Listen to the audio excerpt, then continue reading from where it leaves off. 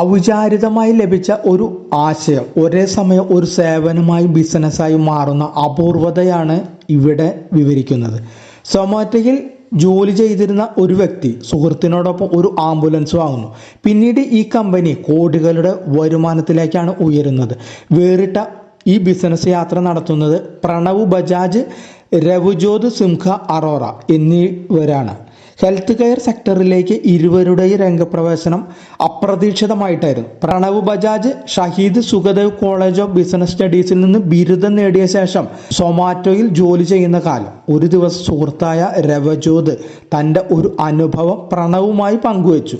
തൻ്റെ മുത്തച്ഛന് ഒരു medical emergency വന്നപ്പോൾ ഒരു ആംബുലൻസ് ലഭിച്ചില്ല എന്നതായിരുന്നു ആ അനുഭവം.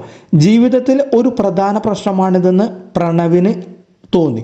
ഹെൽത്ത് കെയറുമായി ബന്ധപ്പെട്ട് ഊബറിന് സമാനമായ ഒരു ബിസിനസ് ആരംഭിച്ചാലോ എന്ന ചിന്ത അങ്ങനെയാണ് അദ്ദേഹത്തിൻ്റെ തലയിൽ ഉണ്ടാകുന്നത്. ഇതേ തുടർന്ന് മെഡുലൻസ് ഹെൽത്ത് കെയർ എന്ന ആംബുലൻസ് സർവീസ് നൽകുന്ന കമ്പനി ഉണ്ടാകുന്നത്.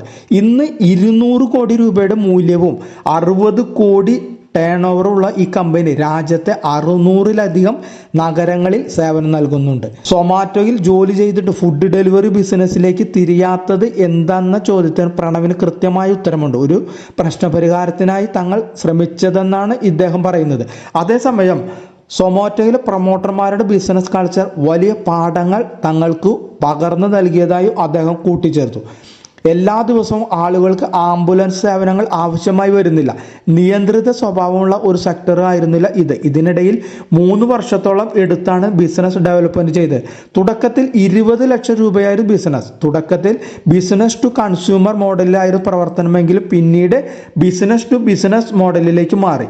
ഇന്ന് കമ്പനി 200-ലധികം കോർപ്പറേഷനുകൾ കൂടാതെ ഹോസ്പിറ്റലുകൾ, എന്റർപ്രൈസുകൾ, സ്ഥാപനങ്ങൾ തുടങ്ങിയ സേവനം നൽകുന്നുണ്ട്. ഡൽഹി സർക്കാരിന് കീഴിലുള്ള 102 ഹെൽപ്പ് ലൈനുകളുമായി ബന്ധപ്പെട്ട് 400 ആംബുലൻസുകളാണ് കമ്പനി ഓപ്പറേറ്റ് ചെയ്യുന്നത്. ഇന്ന് കമ്പനിക്ക് ആകെ 10,000-ൽ അധികം ആംബുലൻസുകൾ സ്വന്തമായിട്ടുണ്ട്. നിലവിൽ 1% ഹോസ്പിറ്റലുകൾക്ക് മാത്രമാണ് സ്വന്തമായി ആംബുലൻസ് സർവീസ് ഉള്ളതെന്ന് ഇരുവരും പറയുന്നു. അടുത്ത 5 വർഷത്തിനുള്ളിൽ 80% ഹോസ്പിറ്റലുകളും ആംബുലൻസ് സർവീസ് ഔട്ട്സോഴ്സ് ചെയ്യാനാണ് സാധ്യത. ഇത് കമ്പനിക്ക് മുന്നിൽ ഒരേ സമയം സേവനത്തിൻ്റെയും ബിസിനസ്സിൻ്റെയും വാതിലുകളാണ് തുറന്നിടുന്നത് എന്നും അവർ പറയുന്നു.